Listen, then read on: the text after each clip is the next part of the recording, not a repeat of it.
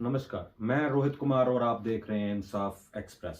आज हम एक ऐसे मुद्दे पे बात कर रहे हैं जो आम जनता के साथ बिल्कुल डायरेक्टली जुड़ा हुआ है, बिजनेसमैन के साथ जुड़ा हुआ है और सबसे बड़ी बात हमारे देश की सुरक्षा के साथ जुड़ा हुआ है। ये मुद्दा है एक नकली पत्रकारिता, पीली पत्रकारिता और नकली कुछ यूट्यूब चैनल, न्यूज चैनलों ने अपना धंधा जमाने के लिए, प्रशासन को डराने के लिए सरेआम सड़कों पे आपको ये नजर आ जाएंगे। एक 600 रुपए का माइक लो और एक टूटा हुआ फोन लो और किसी के भी घर में घुस जाओ, किसी के ऑफिस में घुस जाओ और कैसे भी कुछ करके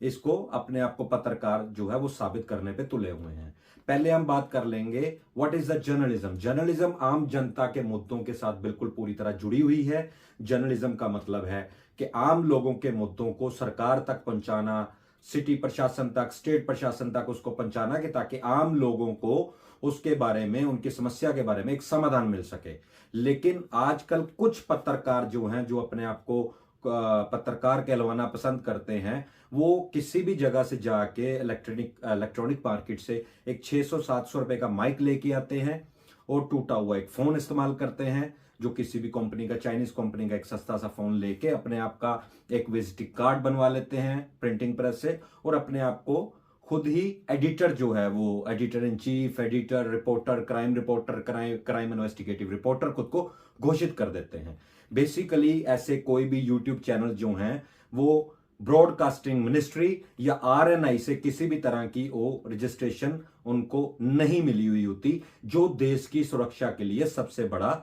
जो है वो प्रॉब्लम क्रिएट कर सकता है। जिसका सबसे बड़ा उदाहरण पिछले दिनों प्रयागराज में माफिया से पॉलिटिशियन बने अतीक अहमद और उसका भाई जो है अशरफ अहमद का सरेआम मीडिया के रूप में कुछ लोगों ने आके मर्डर कर दिया और दिन दिहाड़े जो है वो पुलिस के सामने ये जो हुआ, पुलिस भी उन लोगों को पहचान ना सकी उस टाइम पे, क्योंकि उनके हाथों में वही माइक पकड़े हुए थे जो खुद को पत्रकार कहलवाना पसंद करते हैं। कोई भी न्यूज चैनल या अखबार जो है वो प्रॉपर तरीके से एक वेबसाइट पे जाके रजिस्टर्ड किया जाता है, फिर उसके बाद सीआईए इंक्वायरी, पुलिस इन्वेस्टिगेशंस, बहुत कुछ करने के बाद वो एक चैनल जो है खड़ा होता है, ताकि भगवान ना करे किसी भी तरह की कोई अभद्र घटना हो जाए या कुछ अनहोनी हो जाए तो वो पत्रकार जो है वो गिरफ्त में आ सके। लेकिन ऐसे नाम नहाद जो न्यूज चैनल हैं, जो अपने आप को न्यूज चैनल बनाए बैठे हैं यूट्यूब पे, वो लोगों का काम क्या है, किसी भी, ये ज्यादातर लोग आपको इमिग्रेशन ऑफिसेज, अपना जो है प्रॉपर्टी डीलर्स और बड़े बड़े लिकर बिजनेसमैन जो हैं, या बेवरेजेस और वाटर बॉटलिंग का जो बिजनेस करते हैं, उनके इर्द गिर्द ही नजर आते हैं। इनको देश की समस्या, अपने इलाके की समस्या से किसी भी तरह का कोई लेना देना नहीं होता। पुलिस अगर कोई नाका लगा के रखती है चौक पे, वहां ये लोग पहुंच जाते हैं उनका नाका कवर करने के लिए कि आज कितने चलान हुए हैं, आज क्या हुआ है, तो ताकि पुलिस के साथ इनका जो बढ़िया है वो तालमेल बनता रहे। इनके फलने बोलने का सबसे बड़ा कारण खुद पुलिस ही है, जो इनको वेरीफाई नहीं करती और इसके बारे में जो सिटी डीपीआरओ होते हैं, स्टेट डीपीआरओ होते हैं, उनसे किसी भी तरह की कोई जानकारी हासिल नहीं की जाती, जिसकी वजह से ये यूट्यूब चैनल के कुछ लोग जो हैं एक बड़ी वारदात करने में प्रयागराज में कामयाब हो गए। तो आज हम इसी पे बात करेंगे। जो सबसे बड़ा मुद्दा है वो हमारे लिए है जो एथिक्स क्या हैं जर्नलिज्म के, इनकी क्वालिफिकेशंस क्या रहती हैं, इनकी एथिक्स के हिसाब से ये क्या कर सकते हैं। ये किसी भी ऑफिस में एज जर्नलिस्ट नहीं घुस सकते, किसी की भी प्राइवेट प्रेमिसेस में एंटर नहीं कर सकते। लेकिन कुछ यूट्यूब चैनल वाले अपना 700 रुपए का डुंडा पकड़ के और एक सस्ता सा फोन पकड़ के कहीं भी किसी के घर में घुस जाते हैं कि बताइए आपके घर में क्या प्रॉब्लम है या आपको क्या हुआ है। इनका सिर्फ काम होता है आम जनता या आम जनता का मुद्दा छोड़ के किसी बिजनेसमैन से कुछ पैसे बना लेना। ये मैं कुछ यूट्यूब चैनलों की बात कर रहा हूं, ना कि सब लोग। बहुत अच्छे यूट्यूबर्स भी हैं, बहुत अच्छे पत्रकार भी हैं जो देश के हित में खबरें करते हैं, लोगों के जो प्रॉब्लम्स हैं, उनकी समस्याएं हैं, उनको उजागर करते हैं। लेकिन हमारे शहर, हमारे स्टेट पंजाब में ऐसे बहुत सारे पत्रकार आपको नजर आएंगे जो सिर्फ 600 रुपए का एक माइक लेके खुद को नाम नहाद एडिटर घोषित कर दिए जाते हैं और उसके बाद वो किसी भी बड़ी वारदात में उनका हाथ हो सकता है या उनकी वजह से एक सिक्योरिटी ब्रीच हो सकता है। उसके बारे में अगर हम बात करें तो इनको ना तो किसी भी तरह की कोई मान्यता होती है और ना ही ये किसी भी स्टेट लेवल पे या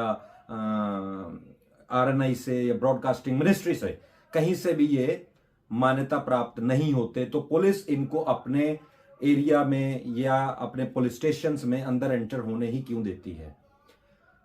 सबसे बड़ी बात जो मैं आपसे बात करना चाहता हूं वो है हाई सिक्योरिटी सेंसिटिव एरियाज जो हमारे शहर के रहते हैं या हमारे देश के रहते हैं, जिसमें आर्मी कैंटोनमेंट एरिया हो गया, पुलिस स्टेशंस हो गए, या हाई प्रोफाइल कोई ऑफिसर हो गया, हाई प्रोफाइल पॉलिटिशियन हो गया, हाई प्रोफाइल बिजनेसमैन हो गया। अगर ये उनसे टाइम लेते हैं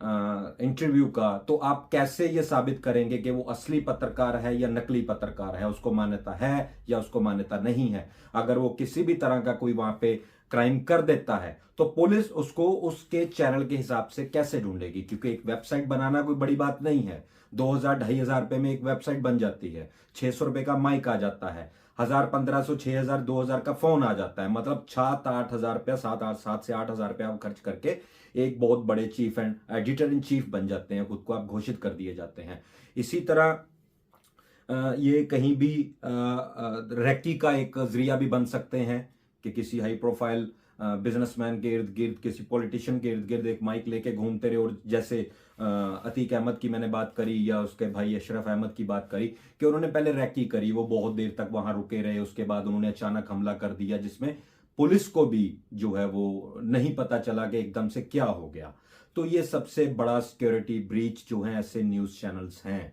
जिनके बारे में पुलिस को किसी भी तरह की कोई जानकारी नहीं है। ये आपको ज्यादातर पुलिस नाकों पे, पुलिस स्टेशन के इर्द गिर्द, कोर्ट में, इमिग्रेशन ऑफिस के पास, प्रॉपर्टी डीलर्स के पास, और इसके अलावा जो छोटे मोटे बिजनेसमैन हैं उनके इर्द गिर्द नजर आ जाते हैं, ताकि उनकी कोई छोटी मोटी गलती पकड़ के ये उनसे बाइट लें, और बाइट लेने के बाद अगर कुछ 2 पैसे मिलते हो तो वो उनसे लेके रफू चक्कर हो जाए वहां से। ये इनका बेसिकली डेली बेसिस का एक धंधा है।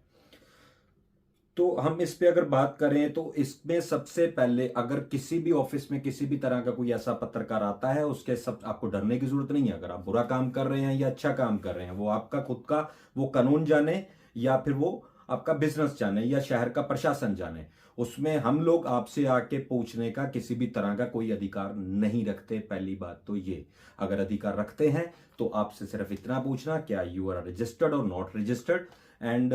हम आपसे ये पूछ सकते हैं कि ये जो आदमी है ये आपके बारे में ये बोल रहा है। हम आपको ठग या कुछ भी ऐसा नहीं बोल सकते, हम सिर्फ आप पे आरोप लगा सकते हैं। आपको गलत बोलना जो साबित करना, जैसे मीडिया ट्रायल आजकल चलाए जाते हैं, this is not fair. Media trial में किसी की भी जिंदगी को बर्बाद नहीं करना चाहिए जब तक कि कोर्ट उस इंसान को गुनाहगार घोषित ना कर दे।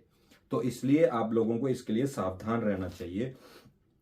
हम अगर पुलिस इंक्वायरी करे, अगर पुलिस इंक्वायरी करे ऐसे यूट्यूबर चैनल्स के लिए, न्यूज चैनल के लिए, तो आपको इसमें मैक्सिमम 5 पढ़े, 7, 8, 10 पढ़े, 12वीं पढ़े ही पत्रकार आपको मिल जाएंगे। इसमें उनको मैं पत्रकार नहीं कहना चाहूंगा, वो बेसिकली पत्तलकार हैं जो कहीं भी किसी भी एक बड़ी पार्टी में घुस सकते हैं, एक हाई प्रोफाइल एरिया में घुस सकते हैं, एक हाई सेंसिटिव एरिया जो रहता है उसमें घुस सकते हैं। तो ऐसे लोगों का किसी भी घटना का, कोई भी घटना इसकी होती है तो क्या उसकी जिम्मेदारी जो है वो हमारा पुलिस प्रशासन या शहरी प्रशासन उसकी जिम्मेदारी लेगा? क्या ऐसा नहीं होना चाहिए कि इन पत्रकारों के खिलाफ एक मुहिम चलाई जाए और हर पत्रकार को अपना बायोडाटा देना चाहिए कि क्या वो आरएनआई से रजिस्टर्ड है या वो ब्रॉडकास्टिंग मिनिस्ट्री से रजिस्टर्ड है, ताकि ये लूटपाट जो है, ये ब्लैकमेलिंग का जो धंधा है, ये लगातार जो चल रहा है, इसमें कहीं ना कहीं पुलिस की कमजोरी जो है वो दर्शाती है, या पुलिस का डर दर्शाता है ऐसे पत्रकारों के लिए, या उनसे बनाई गई दोस्ती जो है वो ऐसे पत्रकार जो हैं वो अपनी कर लेते हैं, जिसके बाद प्रशासन को वो इस्तेमाल करना शुरू कर देते हैं। कुछ देखा जाए तो कुछ ऐसे फेक बिजनेसमैन भी होते हैं जो अपना जो बहुत सारा काला धन होता है वो न्यूज चैनल्स में, यूट्यूब न्यूज चैनल में झोंक देते हैं, ताकि वो प्रशासन को बेवकूफ बना के प्रशासन के साथ खिलवाड़ कर सके। ऐसे बहुत सारे उदाहरण हमारे सामने हैं। कई बार तो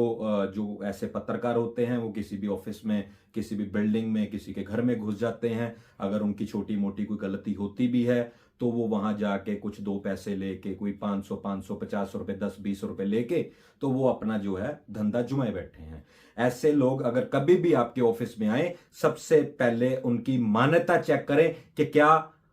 स्टेट गवर्नमेंट, सेंट्रल गवर्नमेंट से उनको किसी भी तरह की कोई मान्यता है एज पत्रकार, रिपोर्टर, जर्नलिस्ट,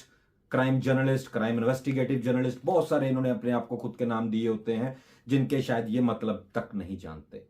इसलिए हमें बहुत बच के इनसे रहना चाहिए। पुलिस को इनके एड्रेसेस, इनकी क्वालिफिकेशन डीपीआरओ के द्वारा एक बार एक लिस्ट मंगवा के उनकी वेरिफिकेशन करनी चाहिए कि कौन पत्रकार है, कौन रजिस्टर्ड पत्रकार नहीं है। इस तरह यूट्यूब के न्यूज चैनल बना के किसी भी तरह की पत्रकारिता करना